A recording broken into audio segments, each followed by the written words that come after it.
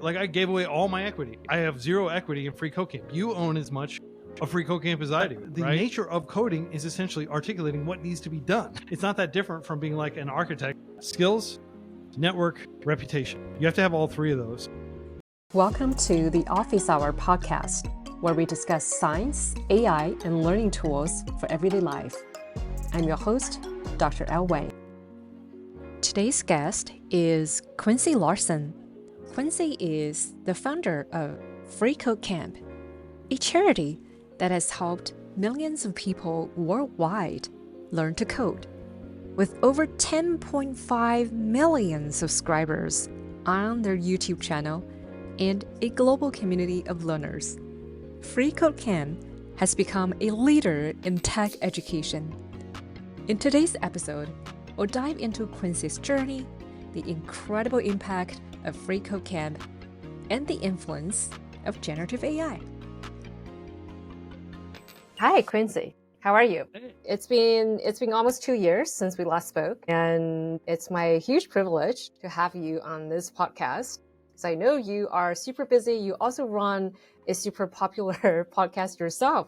You want to give a word here about your podcast? It's the freeCodeCamp podcast. Raw edited interviews with developers each Friday. And those are on YouTube, and you can get them in Spotify, Apple Podcasts, wherever you listen to podcasts. And I record a new musical intro for every episode. It's like a minute long, but I'll like learn an entire old video game song from like the 1980s or the 90s, and I'll play it on drums, guitar, bassing, keyboard, and then that'll be kind of the musical intro for every episode too. So if you like video game music, you should definitely tune in for that. So you're also a musician. What else you cannot do? I'm not very good at cooking. Maybe on your to-do list or not.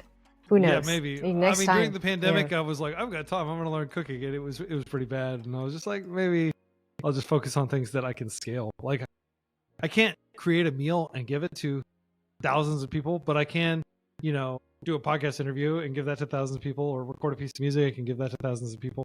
So it's kind of one of those things where, like, if I can scale it, I mean, in theory, I could come up with some really amazing recipe, and then that could scale. But I'm always thinking about like leverage and scale, and in terms of like doing things. Like, for example, we create a new aspect of freeCodeCamp, the charity that I run that has open learning resources on math, programming, computer science. Like, we create a new section, and like millions of people can go through that. And we only have to write once, read many, as developers like to say. So I look for those kinds of points where I can exercise relative leverage and use technology to kind of propagate my efforts for me. Yeah, I love it when you say something like scale it, even with something like cooking. So I guess that you're always super efficient in thinking about what to produce, what to design, and what is the impact it can deliver. That's pretty admirable in my mind. Yeah, thanks. I would encourage everybody to think like that, and just think in terms of like, okay, how can I help the most people the most with the least amount of input and effort? Like, you could take like tons of resources. Like, let's say you could take like a ton of money, and you could just lavish that money on a few students that are going to attend your seminar class. And you could have some really fancy university out in the middle of like the Pacific Northwest, like woods, with like these, very cool, like, LEED certified buildings and stuff that are very energy efficient. And it can feel like you're in the middle of Scandinavia, and everything has like this very cool austere design, and like every detail is attended to. And then you have like, a few hundred students that attend every year or something like that, right? And that would be incredibly resource intensive to create such an experience. And that's how a lot of higher education works. Or you can just say like, hey, people are on their lunch break and they just need to be able to do like a coding exercise on their phone, and we can have our small charity that has 30 people on our team, and then we have a big open source community that also contributes. How can we like create something with the limited resources we have that somebody can do to improve their coding skills over their lunch break, right? So it's like two kind of like different approaches to getting things done. And in my mind, like, my whole world is just helping people learn new skills. And that's really my main focus in my life, is just learning new skills myself, studying musical instruments, studying world languages, studying new, contemporary tools, databases, scripting languages, things like that, right? Like that's what I'm all about. And I just want to help other people be able to do the same thing so that they can die with like a fully unlocked skill tree at the end of their lives. Well, I think you are one of the most generous person I've ever known, and it's easy to see that you are really passionate about learning for yourself and also helping others learn efficiently, especially programming skills. And I want to go back to freeCodeCamp. It's a charity. Yes, we were tax exempt. Yeah, so I don't really need money that much. Like, I don't think, like, I mean, this sounds like a very, privileged, middle class American kind of thing to say, but like, I think a lot of people can live off of what would traditionally be like. I don't think you need to be $100 millionaire to be able to have a comfortable life. And I don't think there's anything wrong with having, maybe $10 million or something like that. And who knows, maybe if I just keep saving money and investing it and everything, by the end of my life, I'll have somewhere around $10 million that I can give to my progeny or something like that, or give a lot of that to charity and give some of that to my kids to pay for school and stuff. But I don't really see the merit in accumulating a ton of resources. And I don't even see the merit in like it's kind of dangerous that we have people out there that have such massive, like if you are a billionaire, you're basically, you have like maybe 10,000 times the amount of money that somebody would earn in a year just at your disposal. And that kind of warps the fabric of everything. And you don't need that much money. Like, people don't need that much money to, fulfill their caloric necessities and things like that. So I've always kind of viewed it as like, why do I need to get rich? Like, I understand that like being rich is a path to becoming more powerful and affecting more change on the world and stuff like that, but why do I need to affect that much change? People respect me for my thoughts and the things I say and the things I do than because I gave them a whole bunch of money, because I just have a bunch of money. And I'm kind of concerned that if I had a bunch of money, it would just be a bunch of sycophantic people like coming and groveling at my feet, please sir, give me some of your money. And I don't really want that. That wouldn't be fun. That's really fascinating. So I do have a question here. Let's just rewind a little bit, right? So when you started freeCodeCamp, you didn't have a lot of resources, right? And a lot of for-profit companies, right? The founders didn't get super rich. And why you didn't, build a for-profit company? Because you don't think getting rich is super beneficial. But a for-profit company don't necessarily get you rich. It can get you to a sort of comfortable level.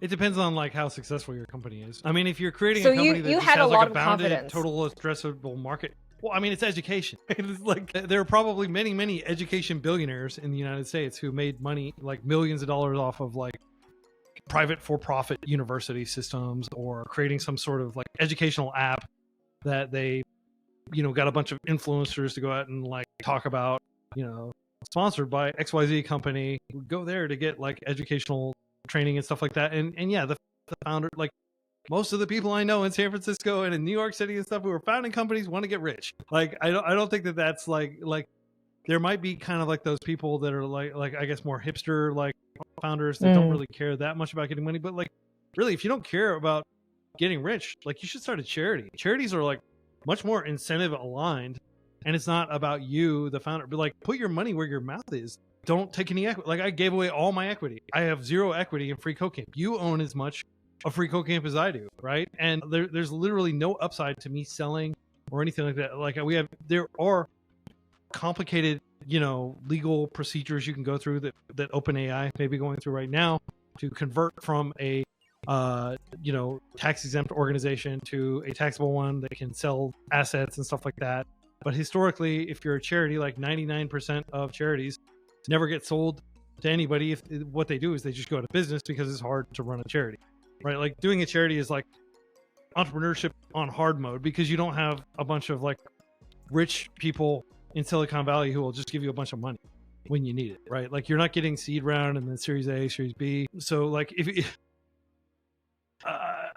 I would just say, if you're serious about like creating something and getting a critical mass around it and affecting change in the world, like there's no reason that needs to be a for-profit company unless you just want to go on like a slightly easier path and have the option of just throwing your original ideology aside when you get faced with like some sort of Faustian bargain down the road, which I think a lot of people do.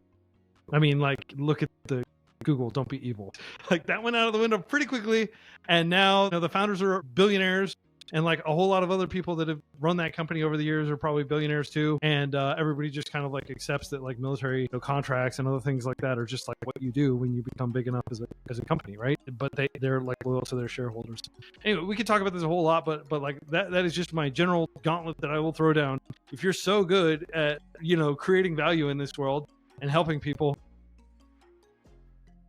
take the plunge, create a charity. Don't create don't get a whole bunch of your rich friends to kick in angel funds and have like a VC pipeline that you can, a trough that you can go back to. Just do it the hard way. Do a charity. Well, thank you for sharing your thoughts on that. I think a lot of young people these days, when they think about starting an organization or working on a mission towards something, they usually don't consider a charity as one of the options. Do you agree or not? And why do you think that's the case? Fail. Charities are incredibly difficult to do. People burn out all the time. There's like people will refer to you as like a bleeding heart. Oh, he's not a real entrepreneur because he's doing a charity. And like, fine, I don't care about being called an entrepreneur. I am a founder though, and I'm proud of that distinction. That I've helped kind of like kickstart something that is way bigger than me now, and it's many people. Luck played a huge part. Circumstance, the fact that I was pretty well educated, like person living in San Francisco, and I had access to all the really smart people that I could talk to get feedback on my ideas that I like I understand like the lean startup methodology, and like I was talking to all these people and like knew how to go out and do like feasibility studies, market testing, identify when I had traction and I should double down in terms of taking my savings as a teacher. Like I saved a bunch of money, and that was basically the fuel that kept freeCodeCamp going initially. I had a lot of those benefits for sure, and I was in the right time at the right place and all these things. And now also giant total addressable market. There are 7 billion people on Earth, 8 billion now, that need to learn how to use contemporary tools. And so I was in a place where I could affect change and help a lot of people. So setting aside that relative privilege and that right place and the right time-ism and everything like that, I do think that one of the reasons people don't go into charity is, first, most charities are religious in nature. Like if you're in the United States and you're a church or you're a synagogue or a mosque or something like that, boom, you just immediately have tax exempt status. You don't need to do any real paperwork with the government. They're like religious charities, basically, it's like the easiest organization to run as long as you can keep the lights on and you can keep your congregation giving you funds and stuff like that. A harder tier is if you are doing something that is clearly like identifiable need, like an animal shelter, a homeless shelter, a food bank, like any number of different things that are just prima facie, like people are going to acknowledge, okay, this is something the world needs, right? Like it's a net obvious positive to have this organization operating here. And then you'll just get like a whole lot of donations from people that care about those causes. They care about like animal rights, or they care about animal welfare, and they're going to, over the holidays, they're going to give you a check, and then they can deduct from their taxes, and they can feel good about what they did, and they should feel good about what they did in terms of giving to your charity. So I think that is one of the things, is there aren't a whole lot of international, like really big prominent charities that come to mind. Like some that might come to mind would be like, for example, the Red Cross or the Red Crescent, the Doctors Without Borders. The YMCA is a charity. It's the biggest charity in terms of market capitalization, if you want to think of it that way. Like in terms of, I guess, annual revenue, because there's not really market capitalization because there's no equity. And there's you can't buy a piece of the YMCA because nobody can own it, because by definition it's a public charity. But there are those kinds of examples of those charities, but they're so rare, and most of them were launched like 100 years ago. It's very hard to find contemporary charities that are like name brand that people know about. But I'm hoping that freeCodeCamp can serve as kind of like a template for other people who want to create something that operates at scale and not just local. Like, again, if you're doing like a food bank or something like that, I definitely think you can sustain yourself doing that, but it is hard work. And I think a lot of people burn out. And a lot of people might think like at some point I may want to get off this carousel, right? And when I get off, if I don't have any equity or anything like that, I'm literally just getting off, and like I have to go find a new job, and I have nothing to show for the work that I've done. So I think that's another thing that deters people, like smart people that are forward thinking, from doing a charity. So the high amount of risk and the low amount of reward. Thank you for all of that. I think you just said a lot to kind of substantiate that you're just a very kind person, and then you were willing to take a lot of risk to start this mission. Honestly, I have kind of very stupid conception of what a charity is, because in popular culture, people tend to equate a charity with a billionaire's efforts, or so when you get rich, you can found a charity. That's how people do. And it's rare to see if you are just, an average person, you coming from middle class, and then you would want to start a charity. And then, as you said, there are not a lot of role models, contemporary role models of, while running charity, except for freeCodeCamp, for people to emulate or aspire to be one. So I think it's really important that today we get to know more about. So number one, it is possible for someone who is not a billionaire to start a charity. Yeah. And number two, it is not just something rich people start and then it just, live on forever. It takes a lot of efforts. And number three, apparently we have a lot of people who don't have even rudimentary level of knowledge of what a charity is. As a matter of fact, to our listeners here, before the recording started, Quincy was sort of teaching me the difference between a charity and a nonprofit. I think that is also very important to know, because I was referring freeCodeCamp as a nonprofit, but it's apparently not specific enough. And then I understood the differentiation now. So Quincy, if you don't mind, would you mind, sure. All charities are nonprofits, but not all nonprofits are charities. So charities are like a subset of nonprofits. And like some, really rich person could create like a foundation, which is not tax exempt. And they could use that to steer money into like a political party, or they could use that to affect change through lobbying, and that's probably one of the more common uses of these types of things. And then occasionally you have a very wealthy person who creates like a high profile charity with the goal of helping like, with eradication of a disease or some sort of public health thing or an educational initiative or things like that. And I want to emphasize, I think that is definitely worthy of applause and everything like that. But it's easy if you're already by being rich, you've already got like big spotlight on you. Like it doesn't matter if you're interesting or smart or anything like that. If you are merely rich, there will be a significant amount of media attention on you just by virtue of you being rich, and people will be willing to talk to you in the media and stuff like that. So like it can like more cynically, a lot of times they'll create like an organization and they'll act like it's a charity, but it'll actually be like they'll create it as an LLC.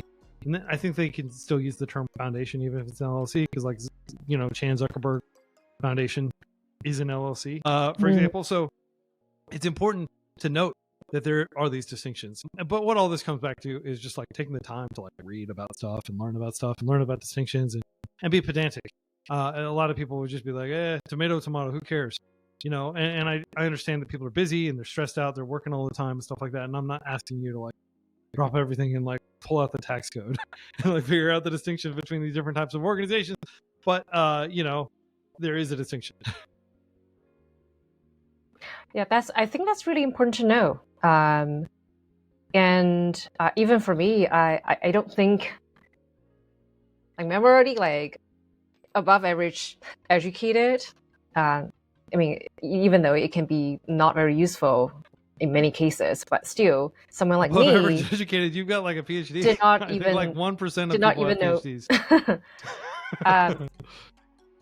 Yeah, someone like me did not even know these, fundamentals of what a charity is. How does that differentiate from a generic nonprofit? And a foundation could just be an LLC. So these are not things that I knew before our conversation today. So, I mean, this is like hair splitting, and it is kind of a pedantic discussion, and I would definitely not fault anybody for not caring that much, but I'm definitely thrilled that you care and that you're interested in it. The more interesting aspects of freeCodeCamp are not to do with its, tax exempt status or even me or anything like that. They're to do with our mission, which is creating free learning resources on math, programming, computer science, and English as a second language, and essentially extending to as many people as possible the skills that they need to be able to have an interesting career and be able to do interesting work and be able to find work that is remunerative enough that they can provide for their families and provide for themselves and have some degree of agency in their life. I would love for everybody to have enough money to be able to leave a country that they're not enjoying being a part of, right? Or to be able to support a relative who suddenly becomes sick or something like that. I think that it is very good for people to be able to have skills and have a degree of control in a very chaotic world where it's difficult to predict things. But by investing in themselves, by getting these skills, I believe that they're going to have a degree of power and a sense of peace that they would not have if they were just ignorant, grasping in the dark, not really understanding how the world works, and just having to react to various tribulations thrown their way by fate. And I think that's how most humans have lived throughout time, and we're just kind of emerging from that as a species, over the past 200 or 300 years, really.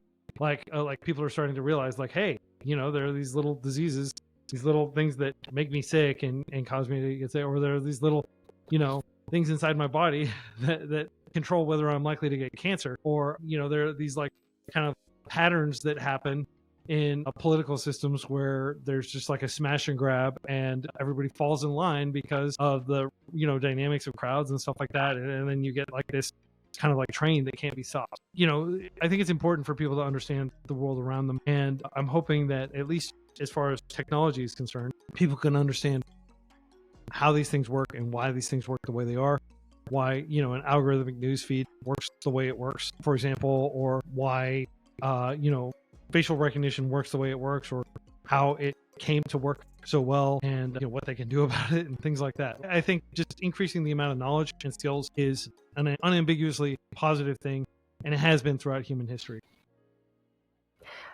That's really fascinating. I have one reflection and then another follow-up question.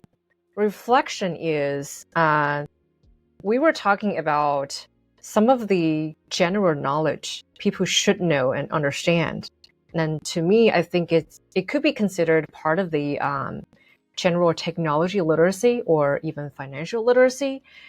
These are more of the popular terms people refer to, but there should be some other new knowledge. There should be a collection of general literacies, but these collections should be developing year by year or month by month even.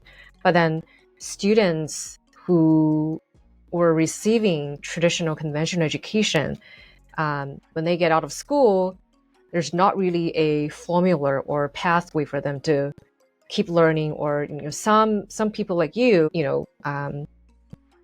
proactively seek these kind of knowledge. But in many cases, like you said, people can be busy, have a lot of life, family burdens, and they don't naturally obtain these kind of knowledge.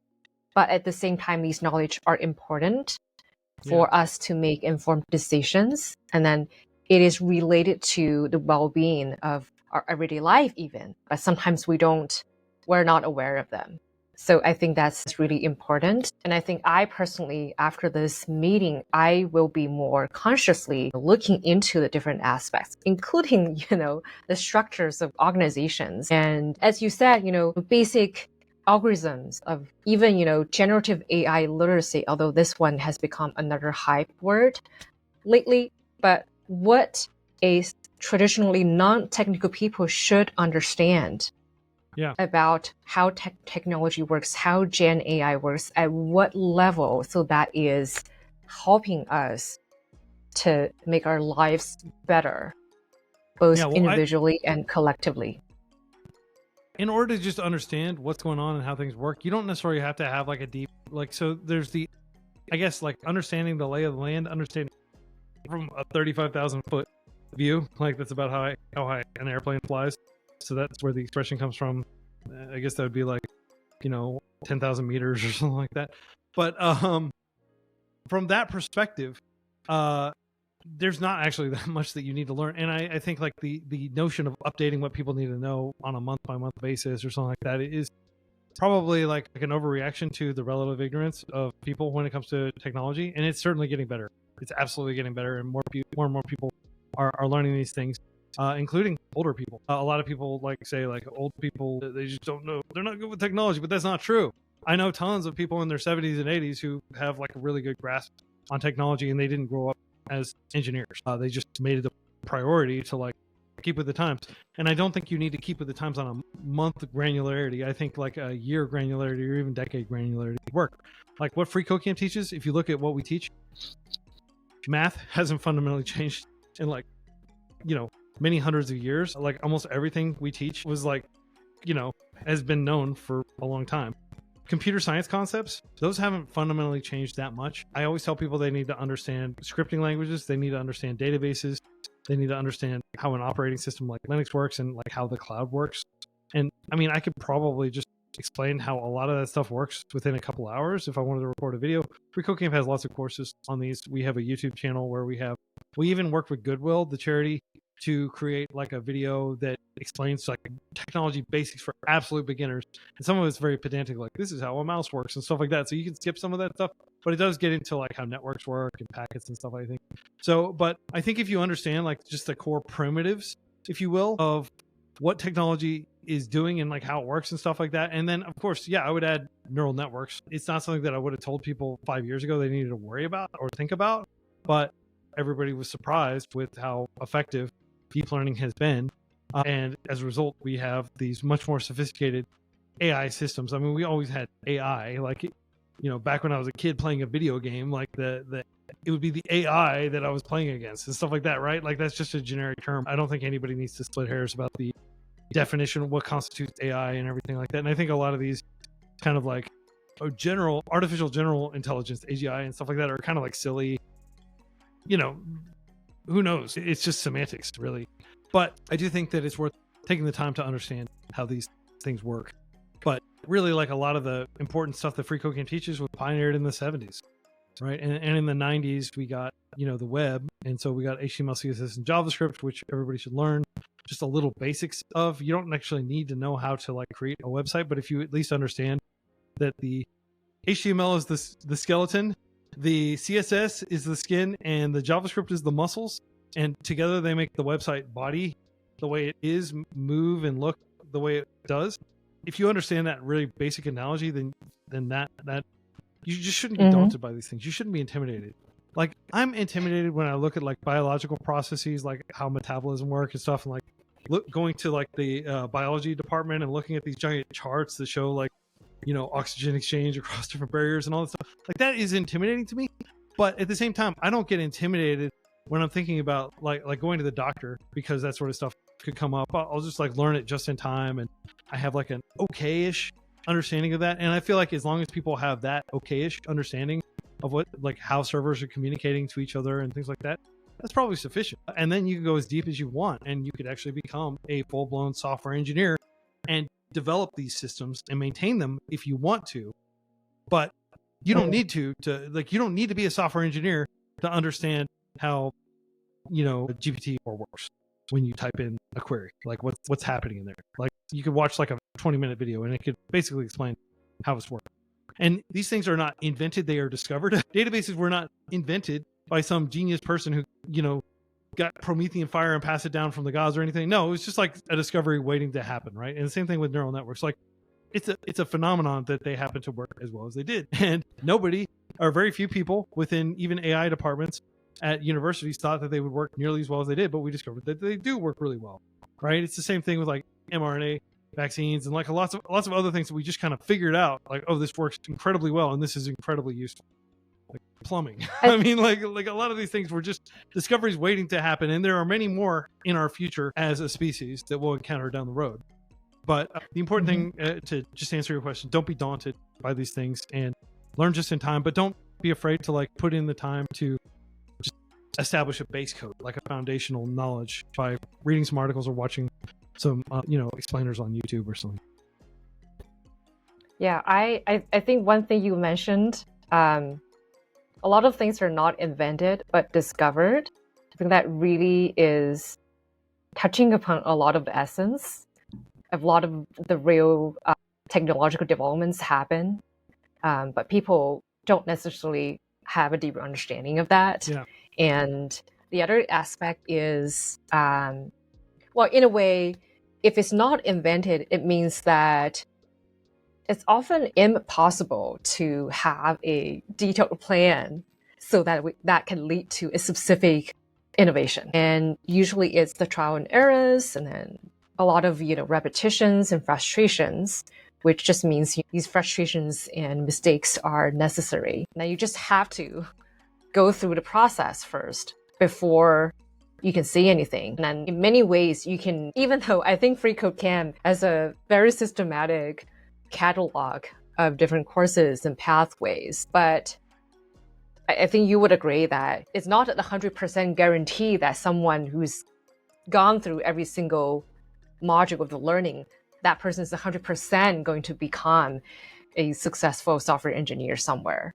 Nothing is guaranteed, but we do put people through the battery. Like you can't get through freeCodeCamp without learning stuff. You're going to be building tons of projects. You're going to be taking exams that are proctored. Like we have a very high bar of rigor. We've got a strong academic honesty code that everybody has to sign, and we enforce all that stuff. It's just like technically, it could happen that I could lean against the wall and I could phase through it. Like all the atoms could be vibrating in such a way that like it doesn't pass, but that is so incredibly non-probable that you could say it's functionally impossible, right? A lot of things are functionally impossible, even though in an extremely unlikely confluence of events, they could in theory happen, right? That is not how freeCodeCamp works. You're not just going to meander through, you're not going to phase through freeCodeCamp and come out the other side not knowing. But as I talk about in my book, my free book, just Google Learn to Code book, and then scroll down. You'll scroll past a few ads for companies that are trying to sell this knowledge. But like I've got a free book that's published on freeCodeCamp, and you can just read it. And I talk a lot about the fact that skills are only one of the three major components that you need to have a successful career in software engineering. And I don't know a lot about other fields, so I just limit my opining to software engineering as a field because I do know a lot about that. Skills, network, reputation. You have to have all three of those if you really want to have like a prosperous career, and if you want to like be able to get jobs without having to like apply to thousands of potential openings and stuff like you can certainly brute force it, but it's better to just take the time to build your network and build your reputation through open source contribution, through creating projects that people use, things like that, like a proof of concept in you as a developer. So I will say that like lots of people complete the freeCodeCamp curriculum. Actually, it's extremely rare that people complete the entire freeCodeCamp curriculum because it's thousands of hours long, but people will create some portion of it and then they'll go out and they'll apply for jobs and they're like, why can't I get a job? I work so hard to learn all the skills. It's because the skills are only part of what you need to actually, because we live in a society and they're humans and they're like trying to mitigate risk, and they don't want to take a chance on somebody who happens to do really well in a coding interview but like seems like not a very nice person, or nobody knows who this person is. Like, am I hiring somebody who's just like, am I gonna look bad because I brought this person on and 6 months later we're processing them to move out of the company and we're repeating this entire recruiting process at great expense. So because employers are risk averse, it does necessitate building a network and building a reputation in addition to building skills. Yeah, that's amazing. I think what I really appreciate what freeCodeCamp does. Well, also like I went through 2 certificate. Is that a certificate program or something? I got 2 certificates myself from freeCodeCamp. So I can call myself a learner of freeCodeCamp. And what I really appreciate was that unlike some other companies, websites, they're trying to sell the concept, quote unquote, coding is easy. Do this for 3 months or do this for X months, you get software engineer job at Google.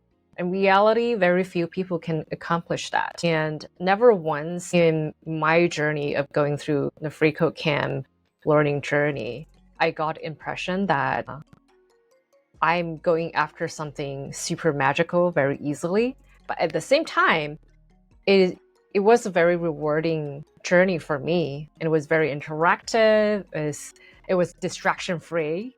There was no ads, and there's no like suggested videos on the side trying to drag me away. So I think like, I really enjoyed it with all the fancy stuff. Because it always reminds me of my journey as a research scientist in teams who are trying to build an ed tech product. The team would always wanted to ingest a lot of fancy features in many ways to retain the attention of the learner as the primary goal, but not really helping learners achieve the learning goal. So in a ways, the metrics people use these days are more like how much time the students stayed on this website or using the app versus how much learning this person has done. I mean, in reality, it's hard to measure. But at the same time, if you are in this environment where you want to have more users and more time sustained, it's kind of like unavoidable. A lot of companies are going after those easy metrics. So here I have a question where you are a very modest person, but I want you to share, if you are willing, the numbers of students freeCodeCamp has helped and these key figures. Yeah, well, if you go to like our LinkedIn alumni network, and we just put it on LinkedIn, it's not like our own proprietary thing where we hide anything. It's out in public. You can just go to linkedin.com/freeCodeCamp, and you can see that there are like more than 100,000 alum. And we consider anybody who's earned even a single certification to be an alum. So you're an alum, Elle. And of course, a lot of people go way further and they complete many certifications. And in fact, what we're doing is we're simplifying the certifications because I'm very inspired by what CompTIA has done.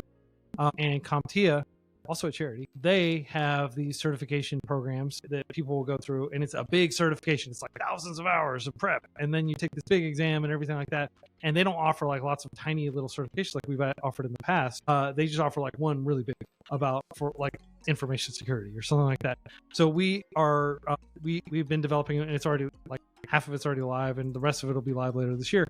But like a single big certification that people can pursue, that has the proctored exam at the end of it, that has the capstone project that will be human reviewed. That's a big deal in 2025. Nobody wants to use humans because it's expensive.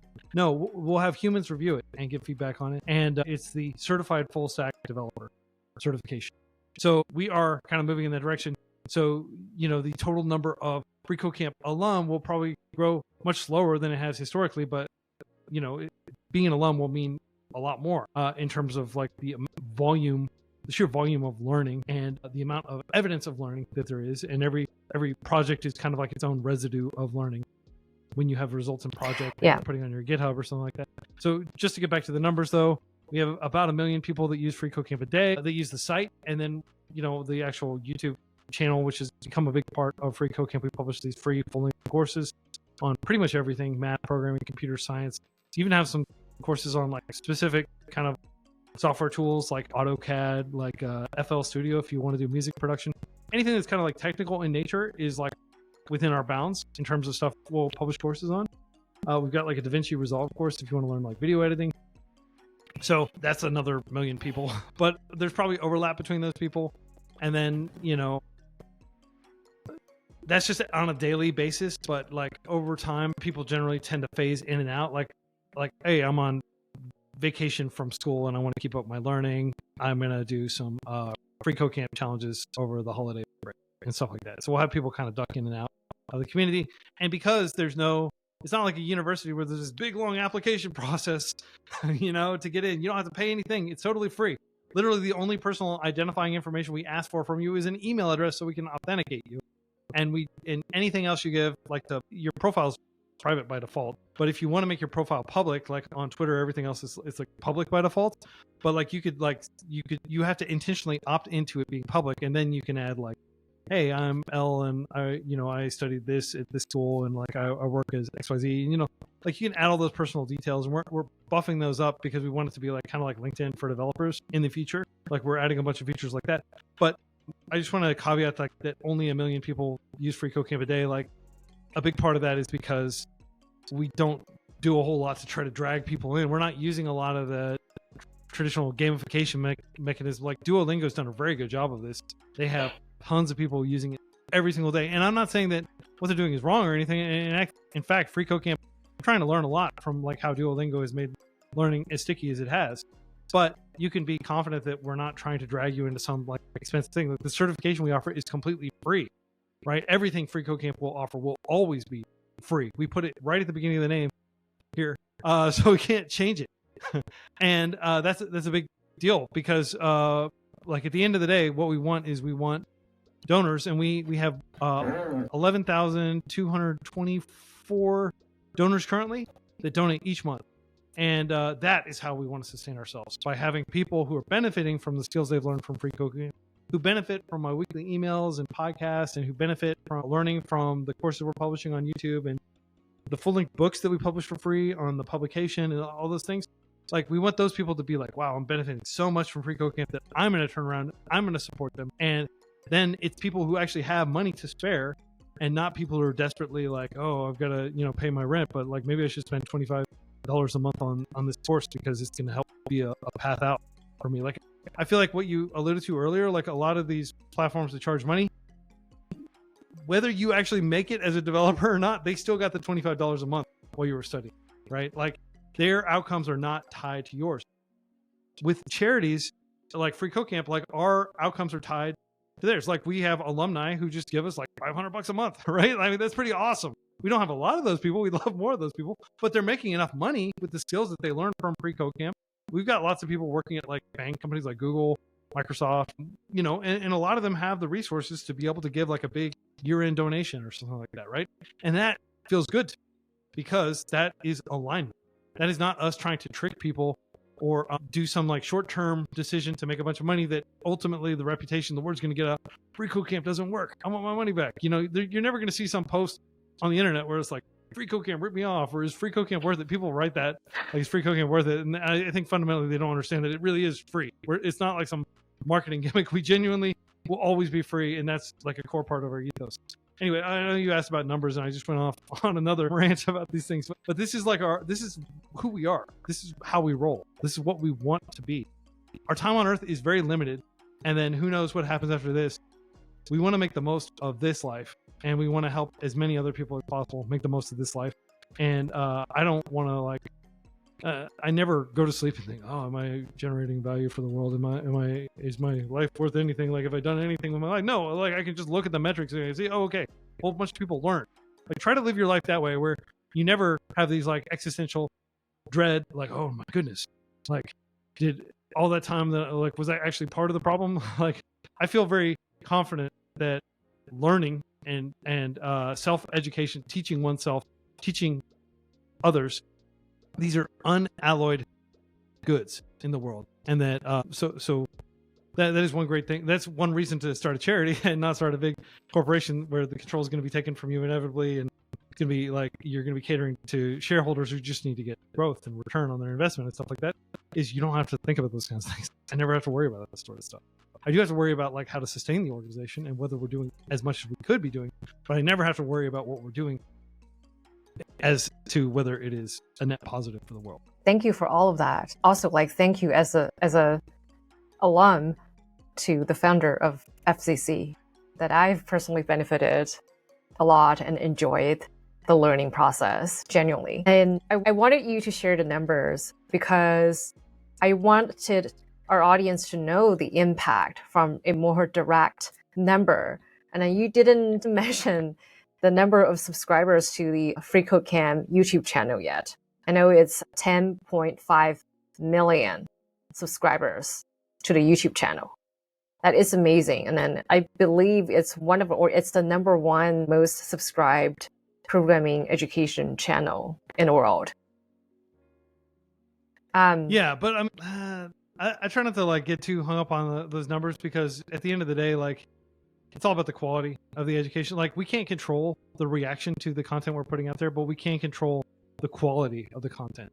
Like, we publish a video that, like, you know, I've been very proud of a lot of the podcast interviews that I've done, for example, and some of those might only get like 20,000 views. And that doesn't mean that I'm not less proud of the podcast just because fewer people because some recommendation engine, YouTube's algorithm, decided to serve it to fewer people. Because I mean, ultimately, that's like what dictates a lot of those numbers is like, do we get lucky in the YouTube lottery? Like, we've had some outlier hits that have, you know, like Python courses and JavaScript courses and you know, generative AI or you know, Jupyter Notebook and TensorFlow type courses that have just like set the world on fire and been incredibly popular because YouTube is recommending them to everybody, right?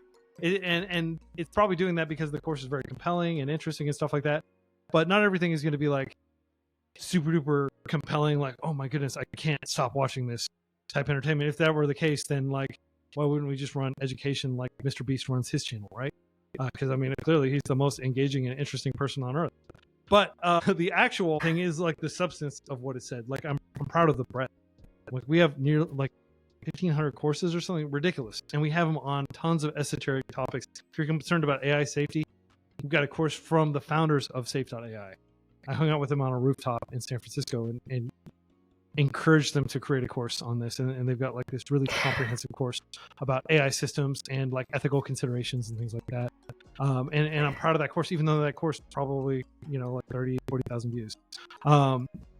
So I just want to emphasize that, like, you can be proud if you wrote like some study that only a few other people read, but you're very proud of the research that you did, and you're proud of the prestige associated with the people whom you influenced through your research, right? Like don't look to quantity as a sole arbiter of success or of value, because a lot of the music I listen to, like, I'll pull it up on YouTube or I'll pull it up on Spotify or you know, wherever I find it on random corners of the web where people have just like archived it and stuff. Like, a lot of that stuff, there might only be like a few thousand people that have even listened to it, right? And it does not change the merit of the work. It just means that it hasn't been as exposed. Quincy, I agree with you, but I think you're still just being extremely modest. Definitely a huge part why your YouTube channel has over 10 million subscribers is because a lot of people are finding great value from the tutorials. And yes, these are not entertainment videos trying to grab attention. These are just tutorials. You guys have, some of them, our listeners might not know that the FCC YouTube channel has tutorials, sometimes, many times, several hours long videos. Right? So these are not like shorts trying to grab your attention or make you laugh. These are series of videos trying to teach you stuff that might be, you know, hard. And these videos gaining a lot of views and a humongous amount of positive comments. I myself watched quite a lot of the tutorial videos in your channel as well. So I can testify as a user that I find a lot of values in those videos, because you do have to pay others a lot of money in many cases to learn, you know, some content on par with that, or even much less than the quality of the videos shared on FCC's YouTube channel. And the subscribers subscribing to your channel at the same time, I mean, the channel is blossoming, but they are individual learners' choice, their active choice to subscribe. Yeah. And stay on it. So I think it's a huge testament of how helpful and how big of impact the YouTube channel and FCC has done. And I do have this curiosity. This is trying to satisfy my own curiosity here, because I know that on your YouTube channel, you invite a lot of the top instructors in different areas to teach on your channel. How do you find these kind of star instructors, or how do you manage the workflow? Because I also saw, you know, you guys have a DeepSeek R1 tutorial on very recently. How do you manage workflow? Yeah.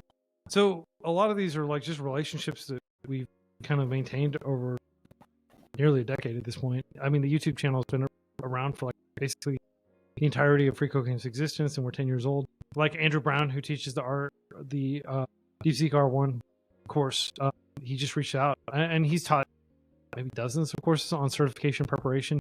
He's a CTO, and he's taken a lot of professional certifications, like vendor-specific certifications from cloud companies like AWS and Google and Microsoft Azure, and then even I think he's even taught some courses like Kubernetes and a lot of just general tools over the years that he's created courses around. So he reached out and he was just like, "Hey, I want to create a DeepSeek course," and I'm like, "Yes, by all means." And then he came back, and he has a very high standards to the courses he creates, and we have a style guide. Bo Carnes, who is a creator, he was creating JavaScript tutorials when I discovered him. I had him on the podcast, and I was so impressed with what he did. I said, like, "Hey, would you like to run this channel?" So the past few years, he's been running the channel, and it's a combination of people reaching out, being like, "Hey, I'm developing some courses. Would these be a good fit?" And then usually what Bo does is he's like, "Hey, these are a good start. Like, read this guide," and he's written like an entire, 1 hour read on how to create a good tutorial on YouTube, like all the different design considerations and things like that. And then he's also created a video where he interviews a whole lot of creators and gets their advice and stuff like that. And so we send this package essentially to somebody who's aspiring to create courses for the YouTube channel. And then a lot of times they just like, "Oh, this sounds like too much work." Never mind. But a lot of people are like, yeah, they rise to the challenge, and then we keep iterating until we've got something we're happy with, and then we publish it. And then hopefully we do a good job of publicizing it. And then they get a whole lot of additional viewership on their own channel as a result, and more people know who they are and come to trust their teaching, because there's a lot of mediocre teaching on YouTube, just like there is literally anybody can upload. And that's a good thing, because in theory, the algorithm will start to like focus on and zero in on people that are doing a good job of being both engaging and educational. Now, it's harder to select for educational because a lot of people will just watch something that's entertaining for a while, and maybe like 30 minutes in, I didn't really learn that much from that. But like the video still got the signal, like the algorithm still perceived that as like, "Oh, they spent like 10 minutes watching this. We should recommend this to more people." So you do see kind of like these kind of like viral breakout videos where I watch them like, "What's the big deal? Like, why was this recommended to me?" And that happens, especially because like the thumb up, thumb down thing doesn't really matter on YouTube. Like, engagement is engagement, and like polarizing content will get, just as much viewership in the future as like something that people are thumbs downing a whole lot. That might be indicative of, "Oh, this really touched a nerve. Our algorithm should recommend it a lot more." But what I'm saying is, like, not every great creator in terms of like creating educational content is going to have a big audience on YouTube. To the extent that we can help shine a spotlight on them, if we think like, and so this is a situation where we're curating. We are teachers.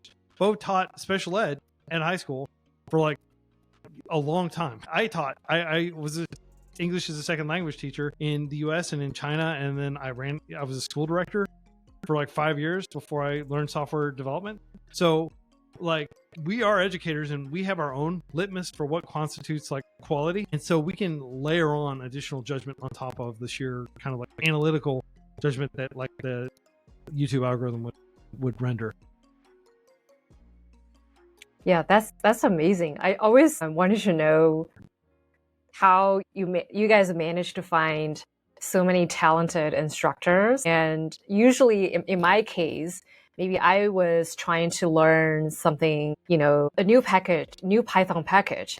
And I would do a Google search, and then I found a video by an instructor.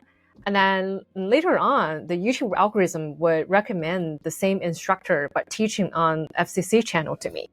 Yeah. So that's pretty much happens almost every time I search something tutorial, coding related. And in a few weeks, I found an instructor also teaching on FCC. So yeah. I think that's a good thing. Yeah. At the end of the day, we're just like a curated. It's like going like this gallery generally features good art. Like, it's the work of the curators to find the good artists and put them up there. And that's kind of how we approach the YouTube channel, is just curating stuff that's good. And I'm glad to see that YouTube is kind of like smart enough to recommend the instructor and zero in on the instructor rather than just the channel, because we do want these individual creators to get a lot of viewership on their courses that are not just on freeCodeCamp, but we want people to recognize, "I remember them from freeCodeCamp. Let's go watch some more of their videos on their channel," right? Like that is virtuous circle, in that it just increases the quality of education overall when you can help kind of to not to sound egotistical at all, but like help make a creator in terms of, you know, exalting their work and just raising their profile among learners. Yeah, I think that's very important, and we take that very seriously, the fact that we have the ability to help curate. And so there's a lot of gravity with every decision as to whether to publish or pass on a given course. Yeah, that's amazing. You know, one of your top goals there is to trying to elevate the probably, you know, smaller education channel creators. You know, unlike some other channels, their main goal would be just, you know, help me grow my channel and then get more views and subscribers. So another question is, so FCC has its website and the certificate program, which is more of a formal educational pathway. At the same time, you have the YouTube channel. So for the YouTube channel, you don't have those videos embedded as part of the certificate programs, right? If I'm correct. We view the YouTube as like extracurricular learning, and the core curriculum is linear in the sense that like we have kind of like the shortest path to being a developer, like a professional developer. And so we want to keep that simple. We do have some short conceptual videos that are part of our curriculum. So we added these by popular request. A lot of people are like, freeCodeCamp's too focused on practice and not enough on theory. And we're like, well, you can get the theory on YouTube from the extracurricular, or you can read some of our books that we publish. And what we found is people were like, yeah, but why don't you just put the theory in the curriculum so I don't have to go out of my way to go find that stuff? Like for me, a big part of learning programming was the discovery process of going out and looking things up and stuff. But I can understand people are busy and they're not sure. You don't know what you don't know, right? Like you're not sure, okay, is this actually like a good, you know, book that I should be reading? Like, is this a good use of my scarce time? We had a lot of people that were critiquing the fact that we don't have sufficient conceptual information baked into the curriculum and that they had to go look other places for it. So what we did was we created about 500, you know, 1 to 3 minute lectures, and these have transcripts. You don't even have to watch the video lecture if you don't want to, but if you do want to, you can just read the transcript, and then there's comprehension check questions. So it's just like a multiple choice question. Did you understand the concept? And then from there, you can move on, but you have some idea of why you're doing what you're doing. Originally, freeCodeCamp was like almost all code, and our whole philosophy was your fingers should be on the keyboard the entire time writing code, and you should be learning from failing tests, and there should be a minimum amount of text and stuff like that. And I think for some people, they really appreciated that, but a lot of people found that to be frustrating because they didn't understand why they were doing what they were doing. And it's kind of like if you've ever seen the movie The Karate Kid from the 90s, like Daniel-san, the kid, has to do all these tasks for Mr. Miyagi, and like waxing the car and like picking up his jacket and putting it on the hook and then taking it off. And he didn't understand that these different motions he were doing were like instilling the muscle memory that he would need to be really good at karate until he was actually at the tournament fighting somebody. The whole time he's like, when am I actually going to learn how to fight? And freeCodeCamp was kind of taking the Mr. Miyagi approach and just teaching people like how to actually do things and like, but not why to do things. And I can see why people are frustrated. So we did add a whole lot of conceptual knowledge. So again, more than 500 short conceptual videos with comprehension check questions that are part of the core freeCodeCamp curriculum that you'll progress through, including some insight from Barbara Oakley, whom I know you've had on your channel. I read her book and watched her Coursera course and like kind of digested a little bit of like some actionable advice that we could just very quickly introduce to people about like interleaving practice and about spaced repetition and the Pomodoro technique and those kinds of things.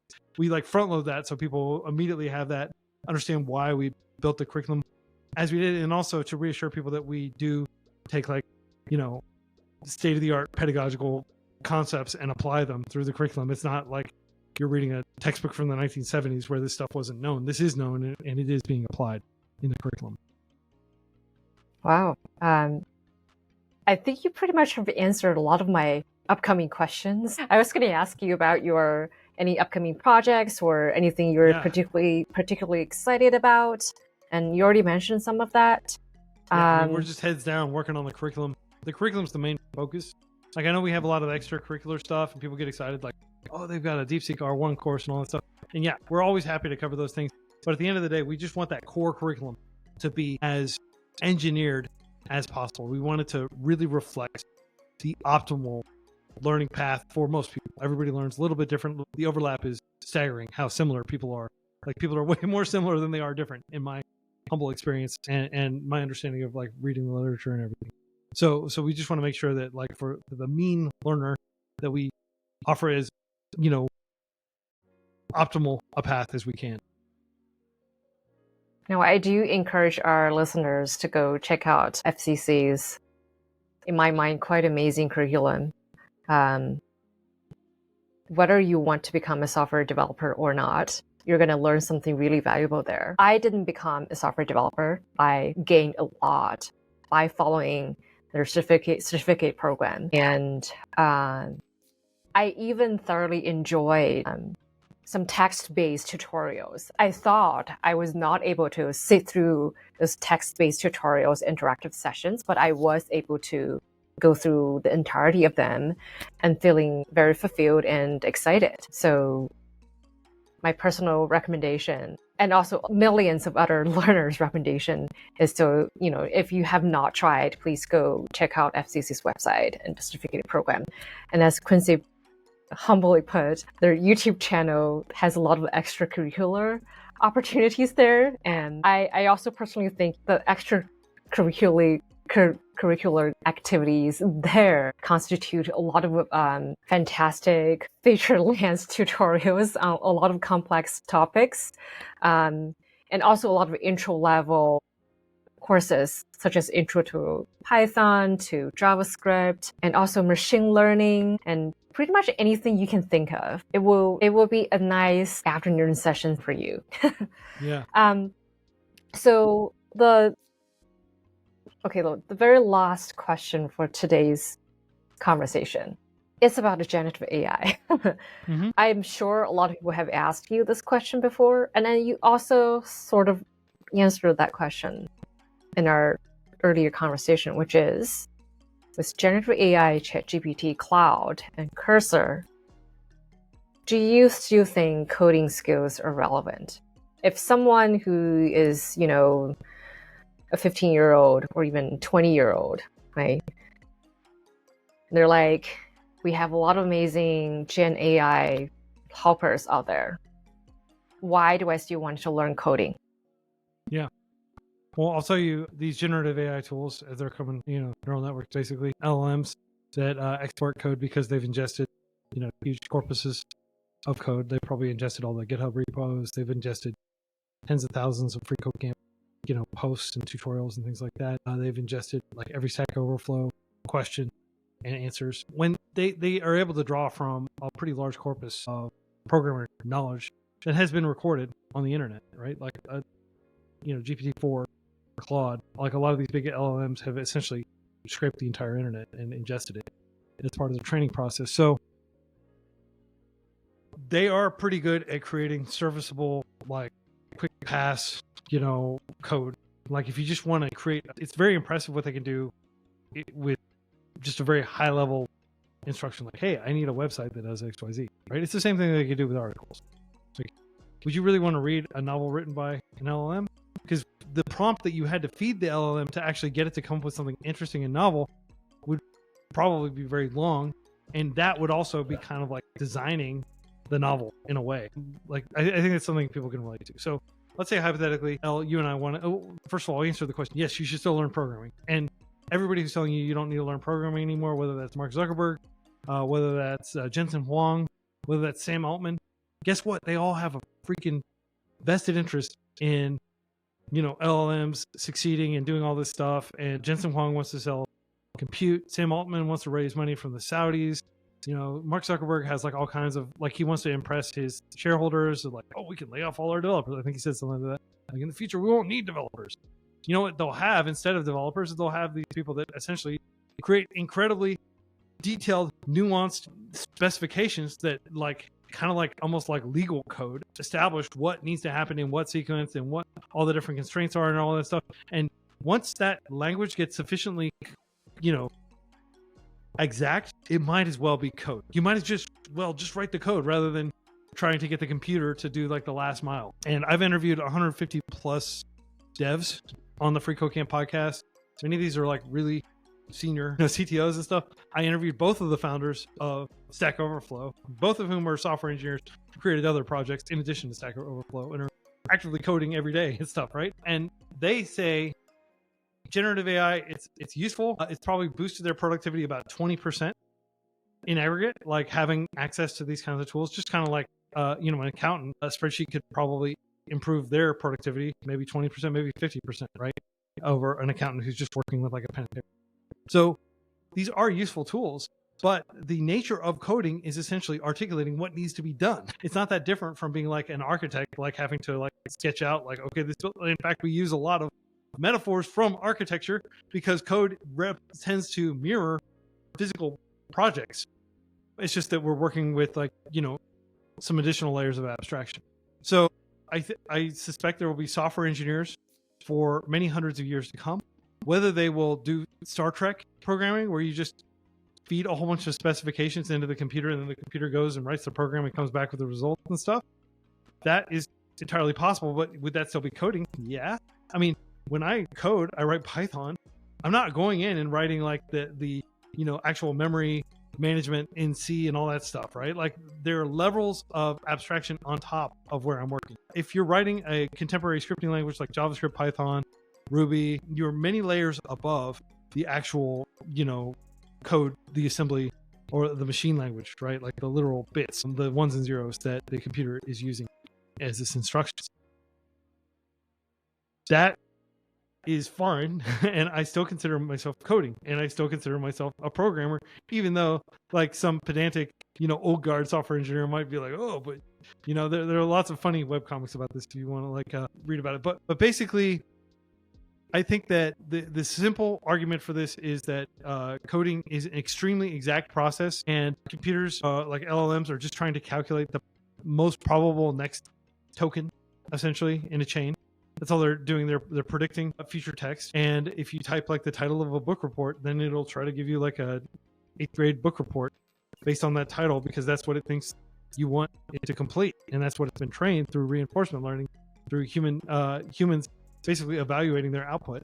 They've been trained to do that. But do you really want an airplane flying on code that was written by an LLM that is just trying to guess the next token based on some specification that a lazy software engineer fed into it, instead of just writing the code themselves, which would be probably much more efficient, much more secure, much more precise, probably handle a whole lot of additional contingencies. The actual way that code is maintained and extended over time, it's not like some smart guy just thinks really hard and then just starts typing. That's not how it generally works, even though that's how it works in the movies. Bill Gates has been guilty of like propagating this myth that that's how software engineering gets done. What really happens is you write some tests, you write some code, those tests fail. You eventually get all the tests passing. You put the code out there. People start breaking stuff. You're getting bug reports. You're going back. You're fixing it. You need to extend the code. So now you got to go and touch all this old code. You've got to understand this entire giant legacy code base. It's incredibly complicated. Like I would go so far as to say that the Google code base, which is several billion lines of code all in the same giant code base, it is quite possibly the most complex thing in the universe. To actually be able to describe it would be much more complicated probably than describing the process going on inside of like the human body, or the process going on inside the sun. Maybe some physician would push back on that characterization, but these are incredibly complicated systems. A single human cannot carry all that in their mind, but a collective of humans using version control systems, using documentation, having processes, they can maintain and extend such a complex code base. And machines will undoubtedly play an increasing role, as they have for the past 50 years, right? Like we're all using technology to program. It's not like we're just sitting there and like typing out zeros and ones, right? That's not how it's been since like the 70s or even the 60s, right? Like, and the tools are always going to get better, but that is still coding. So you still need to learn it. And when people talk about like they're not going to be software engineers, they're splitting hairs and they're talking semantics. And mostly they're just talking their own book because they have a vested interest in people believing that they don't need to learn these different things, and that you'll just have a bunch of middle managers, and you'll have like Dilbert essentially building the code base that's going to get the rocket up or whatever. I don't know what they're talking about when they say this stuff. It doesn't make any sense to me. It doesn't make any sense to the software engineers I talk to all the time. And the only perspective I can view it through is they're just trying to say what they think their investors want to hear. But it's having a deleterious effect on all the young and older people who want to get into software engineering and want to learn how software development works and want to understand the systems that are powering our civilization. That's really profound. And then one line you mentioned, which is, you sort of like made an analogy of, coding is like, it's pretty much in architecture, you have to understand the structure. And then you said, we need to know how to articulate what needs to be done. I think that's really important to understand. If you don't know how to code, and then you can't just use one single general prompt, like, build me a website that can do whatever in 20 words. Because that's what you can think of. If you don't know at least some rudimentary level of coding, then you don't even know the components of it. And what is reality versus what is magic in many senses. And the LLM may fill in a lot of that stuff, just to be clear. You may ask a prompt like, create me an open source version of Airbnb. And it can look at the Airbnb code base and say, okay, this needs to be here. That's very useful for like cloning something. And it might pass muster, like, if you just were to glance at it and not actually spend a lot of time looking at the details. But it's just like AI art and stuff. Like, the closer you look at it, the more you realize how derivative it is and how janky a lot of the stuff is. And then you're just like, oh, like, I could have, like, in the amount of time I spent fixing this art in Photoshop, I could have just created my own damn art. Like that is kind of like what is going to happen if you're relying on LLMs to do anything more than create a very basic prototype that you can maybe play with and use for ideation. Like, I use LLMs all the time myself for like research, and I use them when I'm writing, but I don't actually take the output and include it in my article because the output's crap. It's really just there. It's the equivalent of like scaffolding. Like, you would never walk down the street of like Hong Kong or walk down the street and see a bunch of bamboo rafters. Oh, the building's finished. Like, we just relied on the scaffolding to be the structure, right? Or you wouldn't walk down the streets of New York and see like a bunch of like, aluminum, scaffolding standing there. I say like bamboo because they actually do use bamboo for scaffolding in parts of China, and it's really cool looking. If you see the movie Rush Hour, I think they have plays an important part in one of the action sequences. But Rush Hour 2, I think. But like, that scaffolding is there to provide the initial ability to get up where you need to do and build the building, and then you take it down because that's not intended to be part of the building. And LLM's the same thing. It is really just scaffolding for thought.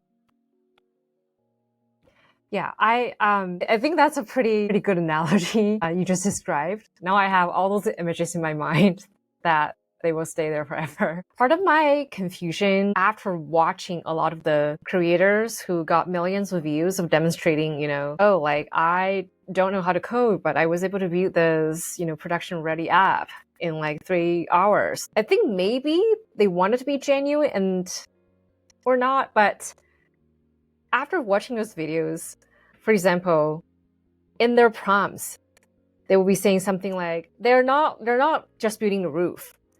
They are able to articulate what needs to be done systematically. And they will say, you don't need to know how to code, but you just, say something like, I need a Next.js app and whatever. But in order to understand like Next.js or React, what those are, you need some fundamental understanding of what those stuff are. You can't just copy and paste. And then also, LLMs do not have the most updated knowledge. And if there's even one error message, and yes, you can just share the error message back to the LLM, asking it to fix it. But more often than not, it's generating more confusion in this process if you don't have the knowledge to be the architect. Yeah. So I was at a point very confused that whether it's a matter of, it is true that people need to have some coding knowledge, but maybe not, maybe in the past, in order to build this website interactive app, you need to have, I don't know, like an equivalent of 3 years of knowledge of coding. But with LLM, maybe it's only 6 months or 1 year, right? Yeah. So you are able to build that same website or app. but that doesn't make it irrelevant for you to learn the fundamentals. Right. And the fundamentals is not just a 30-minute YouTube video. Yeah. You could probably teach somebody like how to use a calculator to do most of the math they would encounter in real life pretty quickly, like within a few weeks. You could probably teach them like, here's all the math you need to do to like, balance your checkbook and to even understand like, finance math, right? Like I don't actually have a strong math background. This is one of my more embarrassing traits. But like in grad school, I just kind of like had to like learn the different formulas and stuff as I needed them for like statistics and stuff like that. And I didn't understand actually what was going on under the hood. And to this day, I'm beholden to like spreadsheets and tools that essentially do that math for me. And I don't actually fundamentally understand all the math and how it's working. And that's one of my goals before I die, is to actually go in and fill in those gaps at some point so that I'm not so dependent on the tools, because there could be something fundamentally wrong and I wouldn't know how to I wouldn't even know that it was wrong because I don't fundamentally understand. Like I never took a calculus course, right? So that's similar with coding. Like in theory, you could probably teach somebody how to do good enough coding to, get dangerous with Python within like a 6-month period.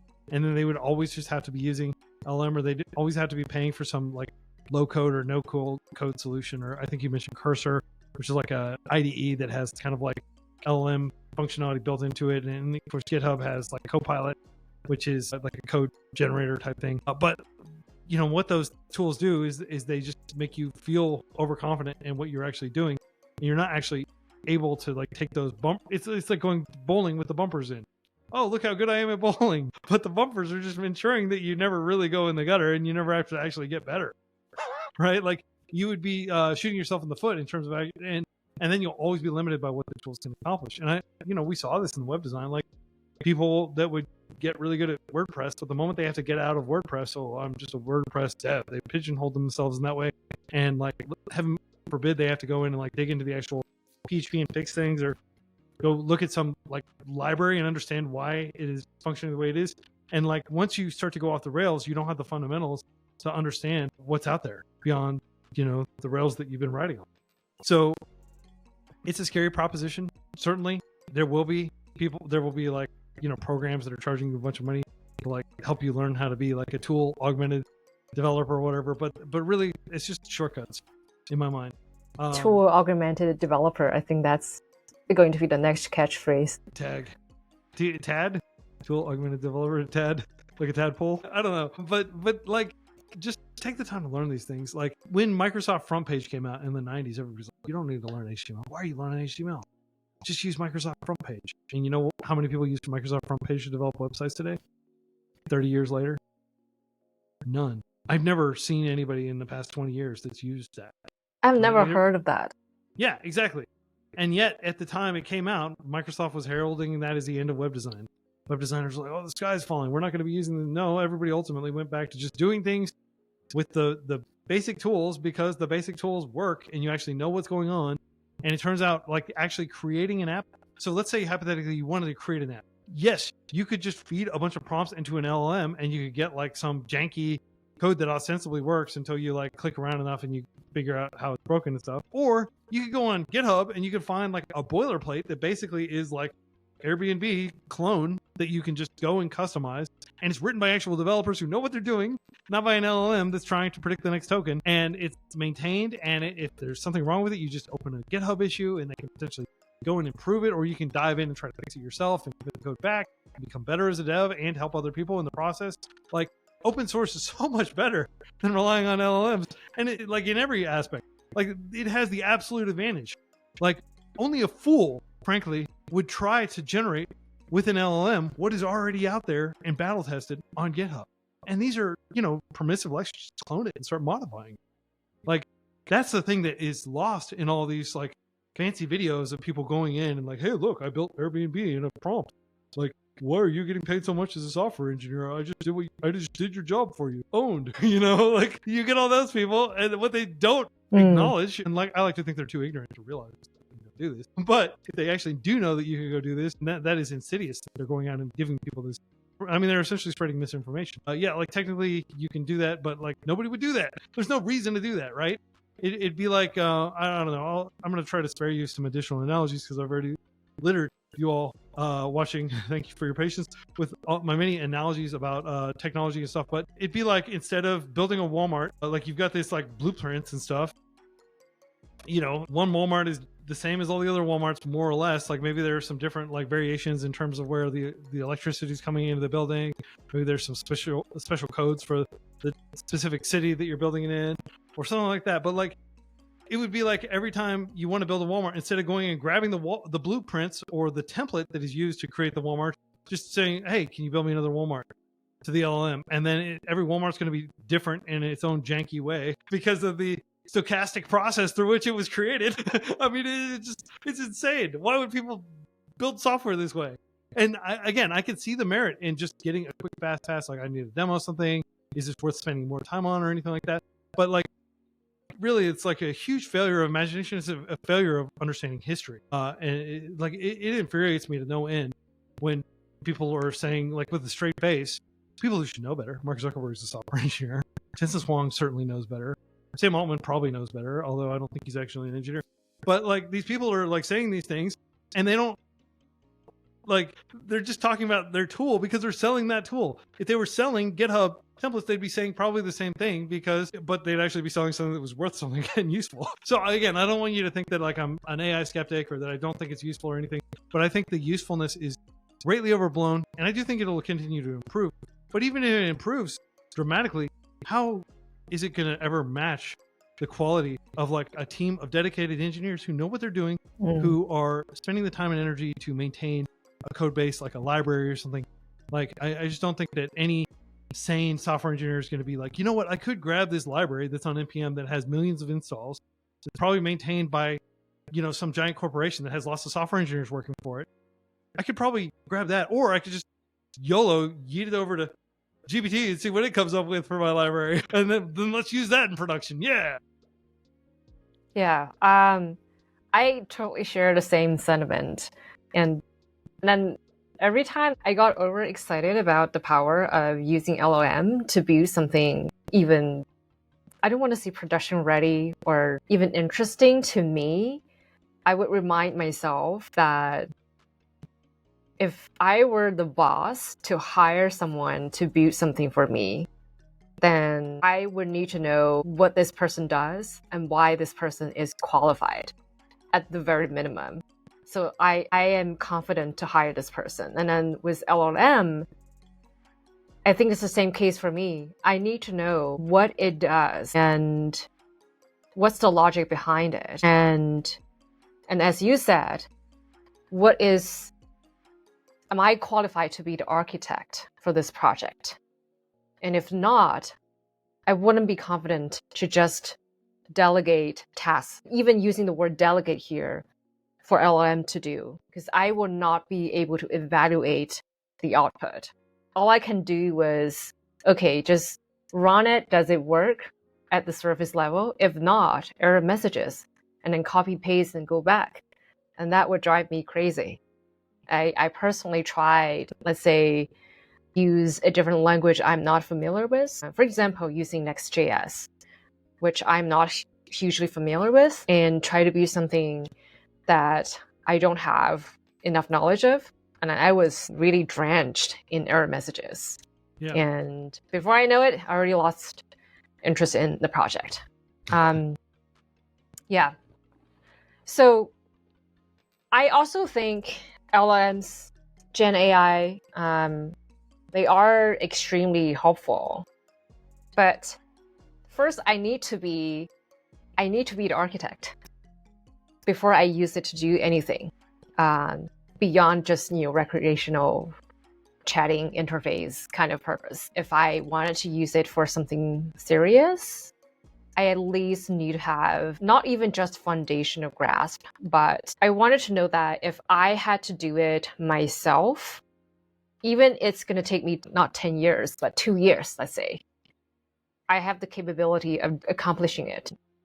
And yeah, I know a lot of the viral videos on YouTube is gonna say something vastly different. Maybe I'm not right, but I fundamentally think coding skills, just as you said, like math skills, no matter how fancy the next GPT-5 or 6 will become.